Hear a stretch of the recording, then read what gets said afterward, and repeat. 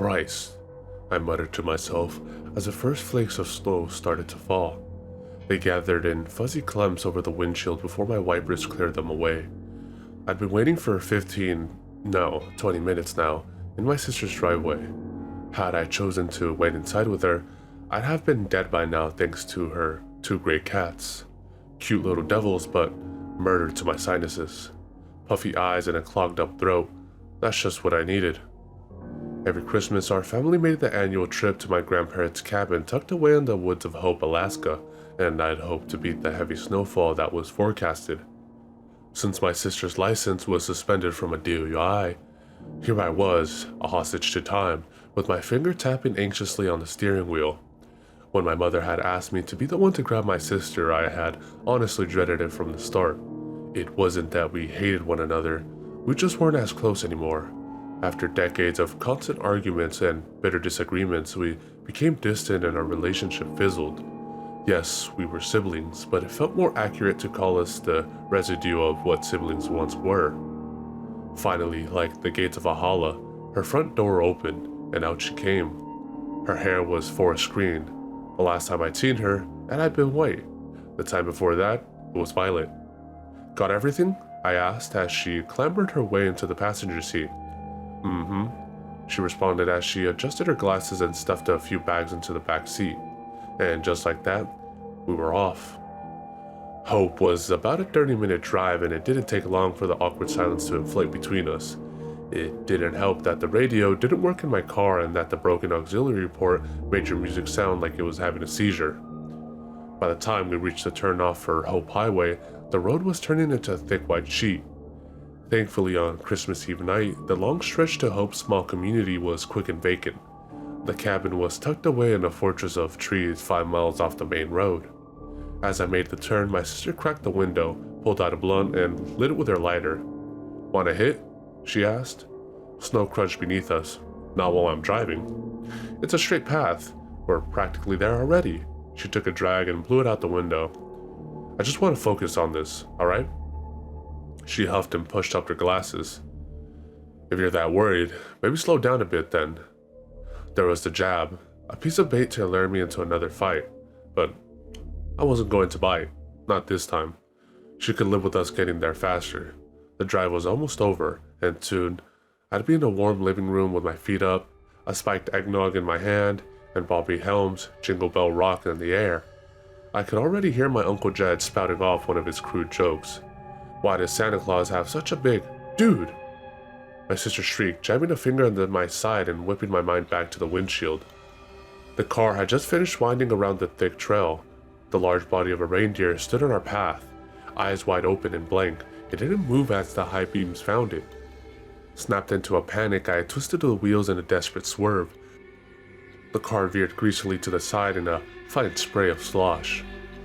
The reindeer, also known as a caribou, remained still, even as the bumper soared inches from its nose.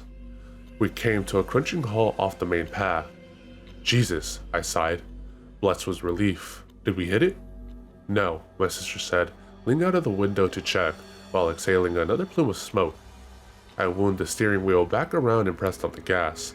The wheels shrilled in place, kicking up globs of sleet, but not moving an inch. "Perfect," I moaned and unfolded myself from the seat to check it out. The two front tires were caked in black slush and practically swallowed in a mound of snow. I kicked at it, trying to clear off the icy debris from the treads and beneath the wheel well.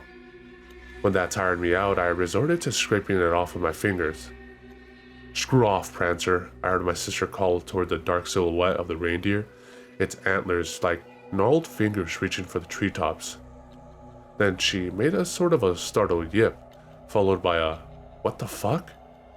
I looked up from the scrim of snow. The reindeer was now standing tall on both of its hind legs. It looked strange, like a silly caricature you'd see in a kid's book. But out there in the silence of the woods, it was a creepy image. The way its vague shape stood on just two legs held an almost human-like balance. For whatever reason, I realized that it didn't have a tail. Its muscular neck craned to the side and let out a ululating scream, a miserable squeal of metal grinding against metal.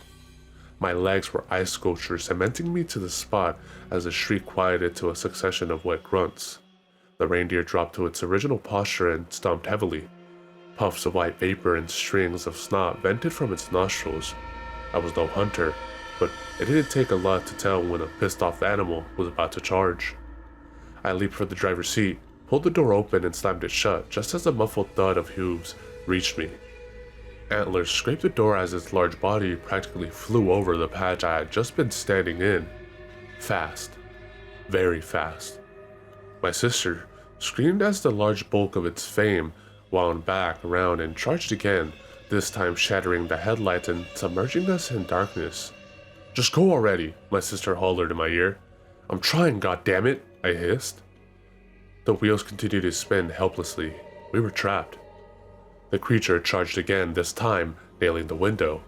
A cobweb of cracks bloomed near my sister's head.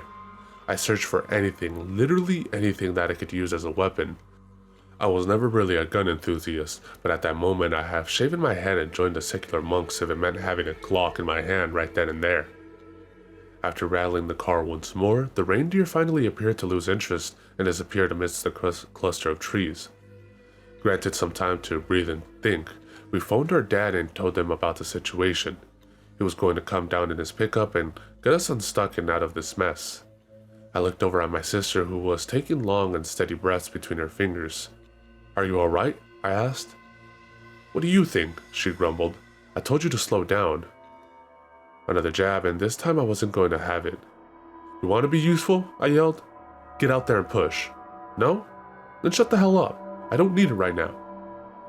She said nothing else, and neither did I, returning once again to the pocket of silence that our relationship succumbed to.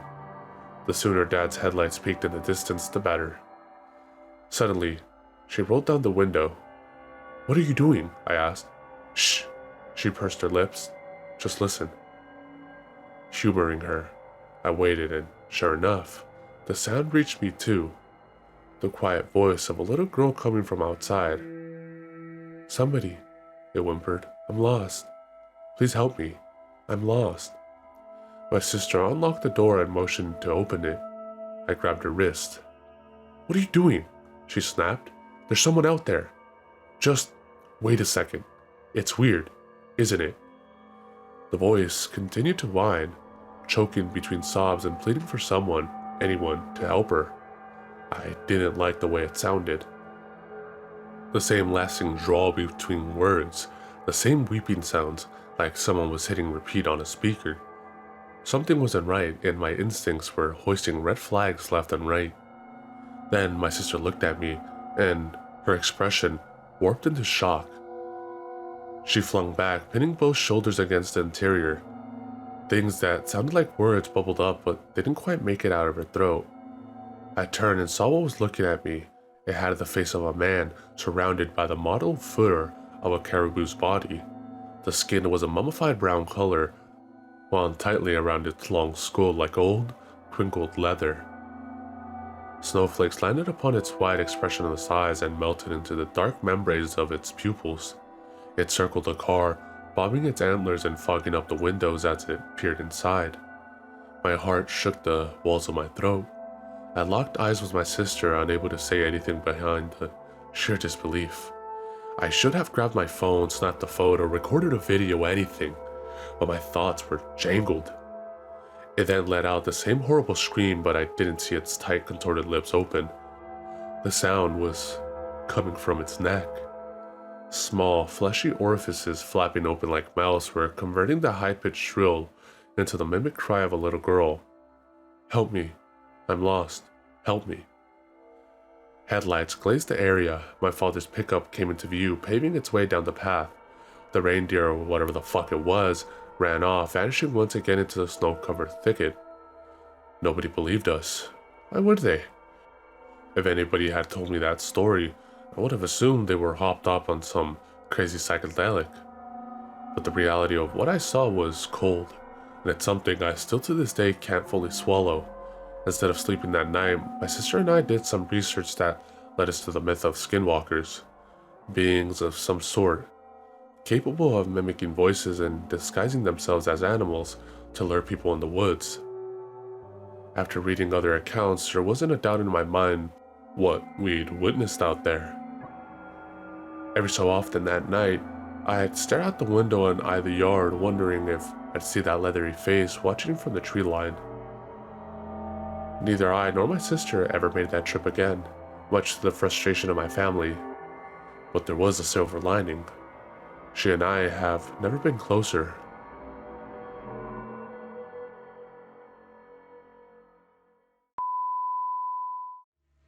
Definitely elevating for the 966.